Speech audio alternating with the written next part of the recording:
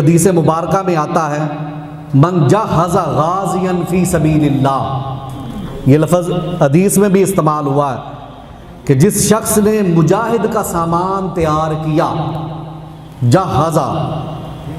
جہزہ لفظ آیا۔ اب جہیز کو سنت کہنے والوں نے مغالطہ کہاں کھایا، کیونکہ یہ جہیز سے ملتا جلتا لفظ ہے، اس سے مماثلت بھی رکھتا۔ اب ہم اس کو عربی زبان میں دیکھتے ہیں، لسان العرب میں، کہ قرآن مجید میں لفظ جہیز کا جو عربی زبان ہے اس میں لفظ جہیز کا کہیں ذکر آیا۔ تو اس سلسلہ میں لسان العرب، کہ لسان العرب عربی کی مشہور کتاب ہے، اس میں جہزہ جو لفظ ہے قرآن مجید کا، اس کا پورا خاندان جو ہے اس کا ذکر آیا۔ انہوں نے لکھا ہے اجہز، اس کا انگلش میں بھی انہوں نے بیان کیا فنش آف ڈسپیچ، اس کا مطلب ہے ختم کرنا، ارسال کرنا۔ اب آپ دیکھتے جائیے، اجہزہ، اس کے آگے اجہزہ، articles, equipment, fitting, fixture, outfit, یعنی چیزیں، آلات، سامان۔ اب ہم جو لفظ جہیز کا معنی لیتے ہیں نا، اس پر آپ نے غور کرنا ہے۔ ہمارے ہاں جہیز کا معنی یہ لیا جاتا ہے کہ بچی کی شادی کرتے وقت وہ سامان جو بچی کا باپ یا بچی کے والدین ادا کرتے ہیں یا بچی کے وارثین ادا کرتے ہیں، اس کو کیا کہا جاتا ہے؟ جہیز کیا جاتا۔ اب آپ یہ دیکھنا ہے، پھر آگے آتا ہے اس میں لسان العرب تجہیزن، dressing, fitting out, producing, production, preparation, یعنی تیاری، پیداوار، لباس کی فراہمی۔ پھر آگے آتا ہے جاہزن، available, ready, at hand, free, obtainable, prepared, یعنی تیار، موجود، قابل حصول۔ جہازن، اس کا مطلب آتا ہے، ترجمہ ہے equipment, outfit, appliance, corporation, staff, یعنی سامان، لباس، آلات، ادارہ، سٹاف۔ پھر آیا لفظ جاہزہ، اس کا مطلب ہے furnish with outfit, provide with dress, produce, مطلب ہے فراہم کرنا، تیار کرنا، پیدا کرنا، لباس مہیا کرنا۔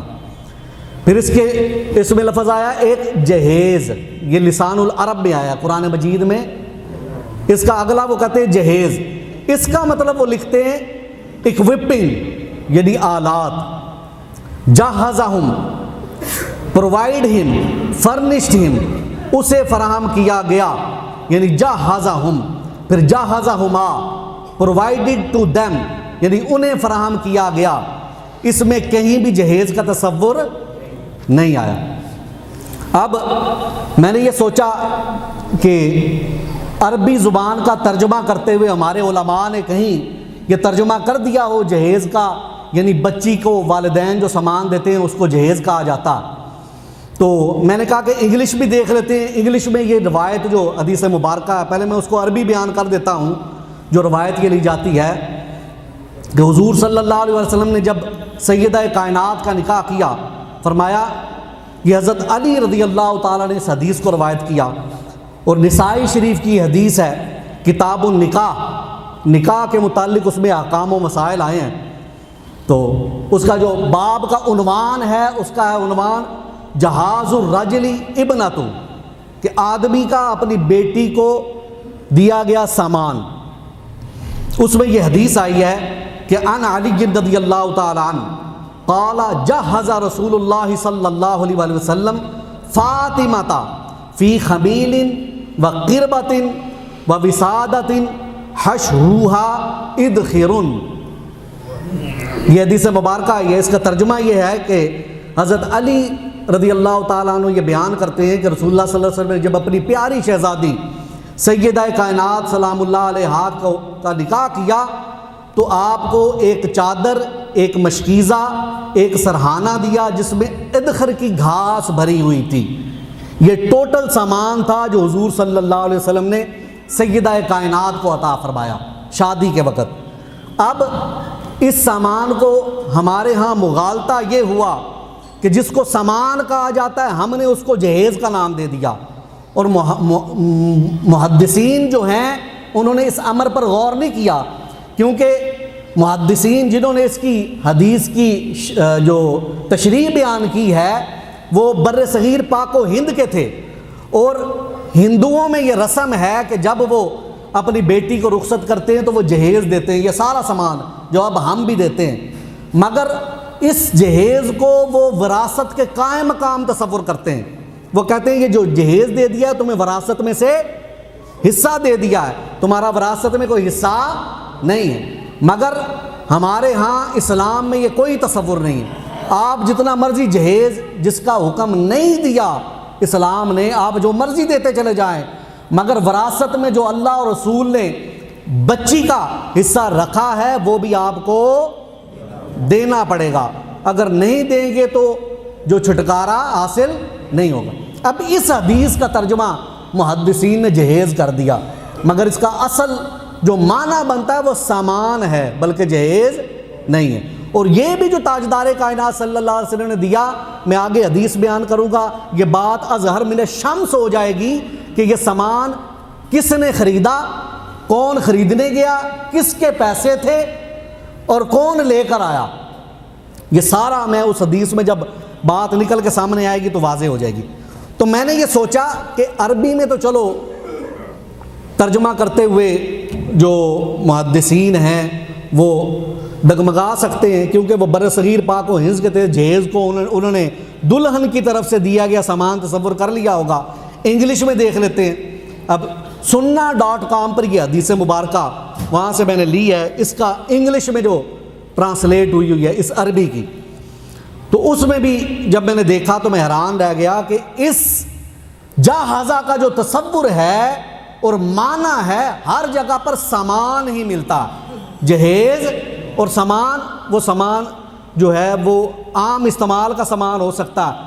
ہمارے ہاں جہیز کا تصور یہ لیا جاتا ہے، دوبارہ میں کہہ دیتا ہوں، وہ سامان جو بچی کو اس کے والدین شادی کے موقع پر دیں، سمجھ آئی؟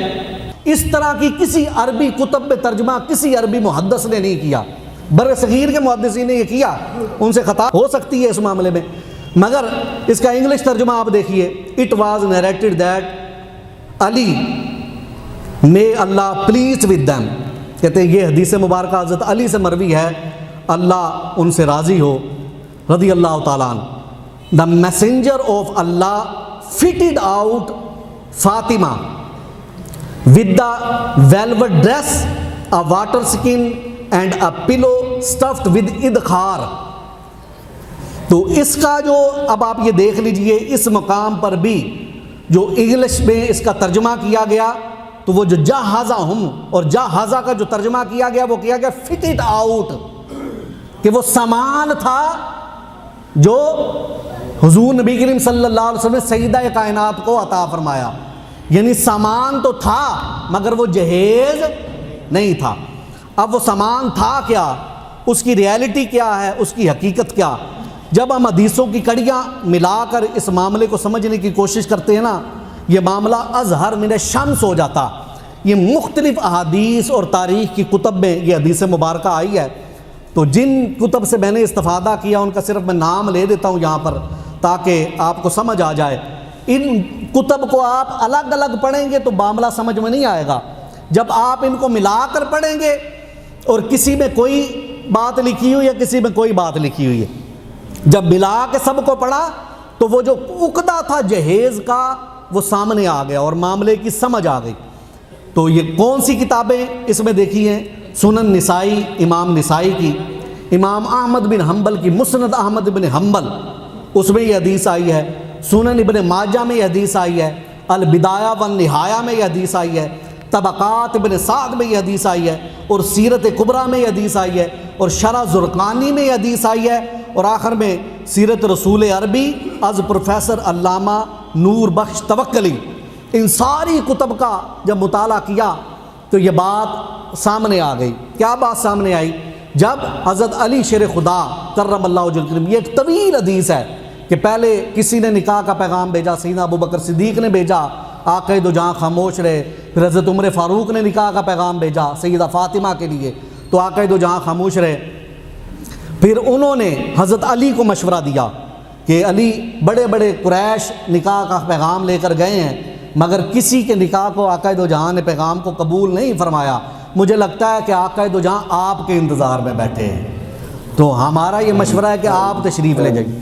تو حضرت علی کرم اللہ وجہ الکریم کے بارے میں آتا ہے، تو حضرت علی جب حضور صلی اللہ علیہ وسلم کی بارگاہ میں پہنچتے ہیں اور آقا دو جہاں صلی اللہ علیہ وسلم کے پاس جا کر خاموشی سے بیٹھ جاتے ہیں۔ حضور صلی اللہ علیہ وسلم نے حضرت علی کے مزاج دیکھے اور فرمایا، علی مجھے لگتا ہے کچھ کہنا چاہتے ہو مگر کہہ نہیں پا رہے۔ انہوں نے عرض کی، یا رسول اللہ، میرے ماں باپ آپ پر قربان، ساری زندگی آپ نے ہی مجھے پالا ہے، میرے والد دنیا سے چلے گئے، آپ کی میں کفالت میں رہا ہوں، تو اب میں اپنا جو ہے گھر وسانے کا ارادہ رکھتا ہوں، تو اس حوالے سے میں آپ کی بارگاہ میں حاضر ہوا ہوں سیدہ فاطمہ زہرا سلام اللہ علیہا کا نکاح کا پیغام لے کر۔ تو یہاں پر ایک بات قابل توجہ ہے، جب حضور صلی اللہ علیہ وسلم کو یہ انہوں نے نکاح کا پیغام دیا اور اظہار کیا، تو آگے سے یہ جو جواب ہے نا آقا دو جہاں کا، اس میں اس سارے مسئلے کا حل ہو جاتا ہے۔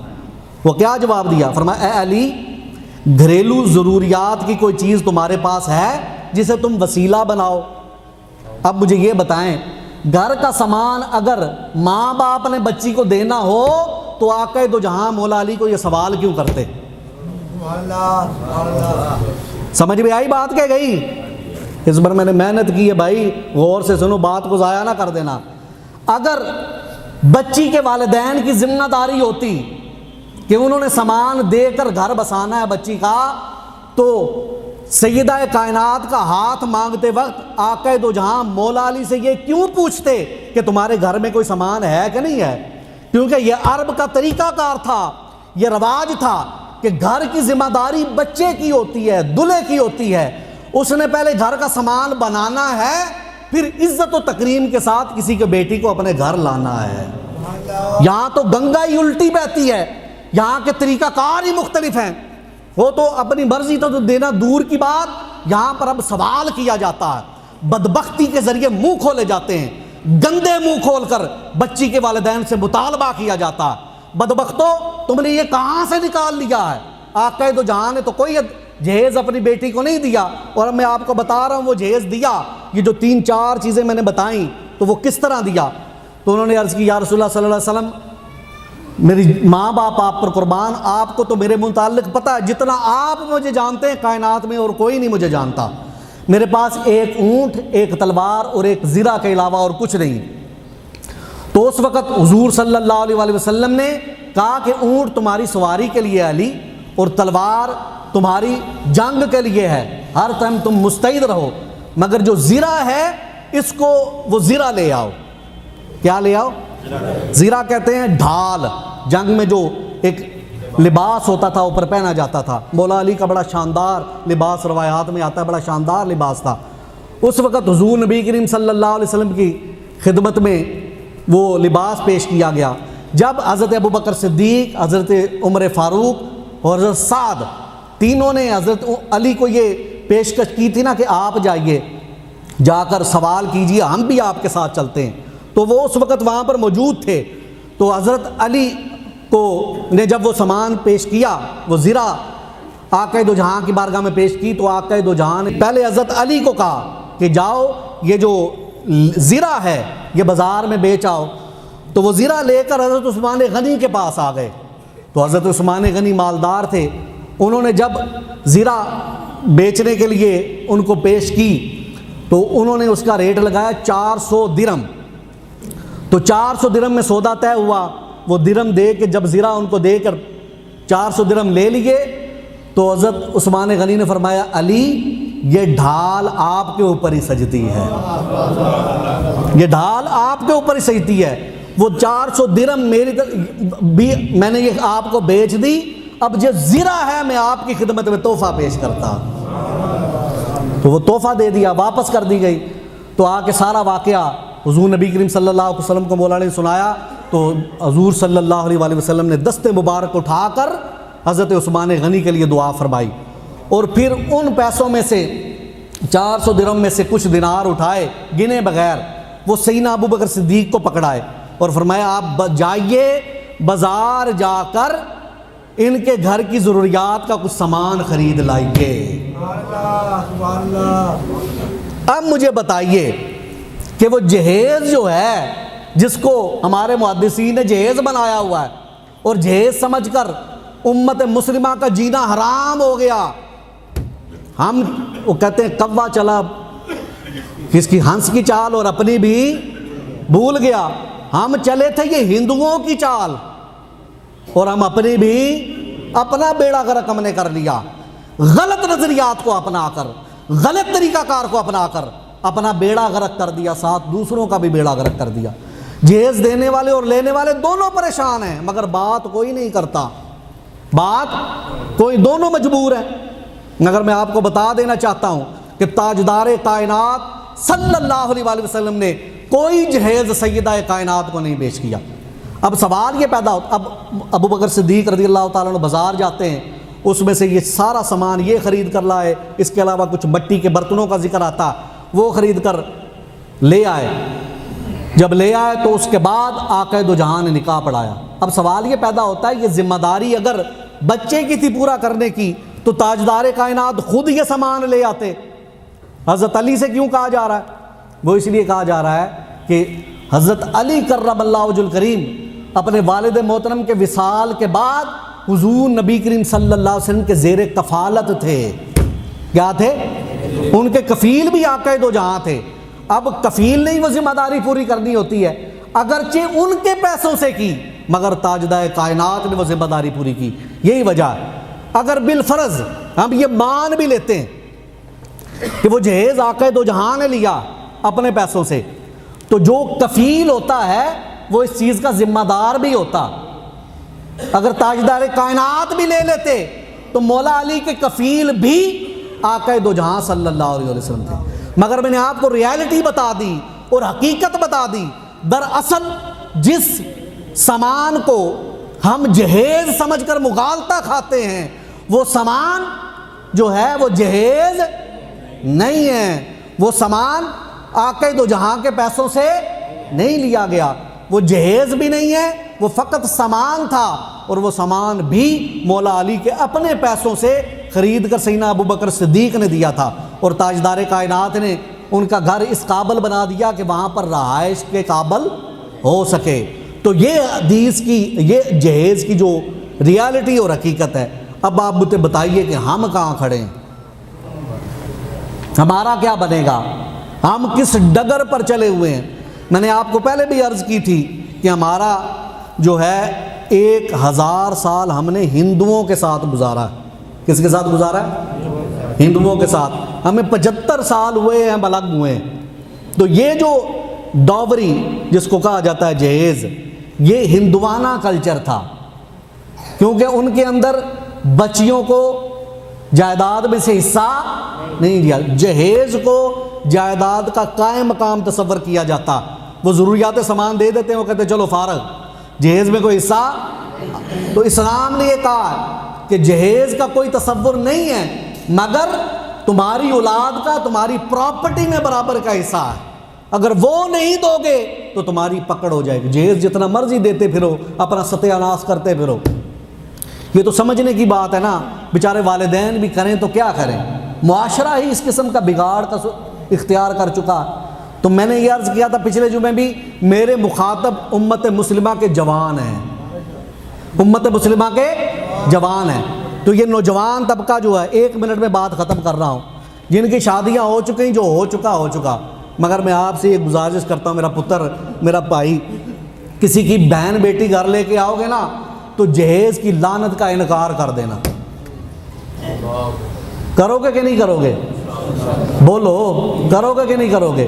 جو والدین ہیں جنہوں نے اپنے بچے بیانے ہیں، یہ حاجی رؤوف صاحب میرے دوست بیٹھے ہوئے ہیں، ہم اکثر بات کرتے ہوتے ہیں، رانا صاحب بیٹھے ہوئے ہیں، اکثر بات انہوں نے اپنے بچوں کو بیانا ہے، شادیاں کرنی ہیں، تو ہم یہ بات کرتے ہوتے ہیں انشاءاللہ اللہ نے موقع دیا، اگر زندگی ہوئی، اگر نصیب ہوا بچوں کی خوشیاں دیکھنی، زندگی موت تو اللہ کے ہاتھ میں ہے، اگر نصیب ہوا، اور یہ وصیت بھی کی ہے، نصیحت بھی کی اپنے پارٹنر کو بھی، اپنی بیوی کو بھی، کہ جب اس بچے کی شادی کا وقت آئے، میں ہوا تو میں خود کروں گا، تم ہوئی تو تمہیں میری یہ وصیت ہے، اس بچے کا جو کچھ کر سکی اپنے جو ہے اپنے پاس سے کرنا، جو اللہ نے توفیق دی ہے اس میں سے کرنا۔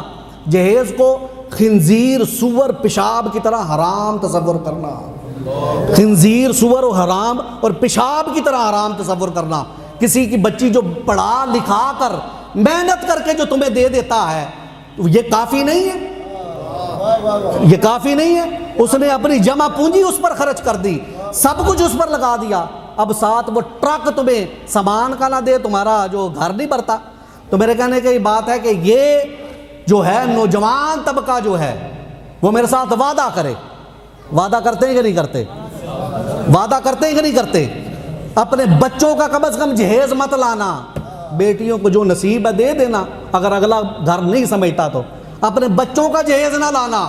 اگر یہ پریکٹس 3-4 نسلوں تک چل گئی، انشاءاللہ العزیز مجھے بڑی امید ہے کہ ایک وقت وہ آئے گا جب اسلام کی صحیح روح، تاجدار کائنات کی صحیح تعلیمات امت میں سرایت کر جائیں گی۔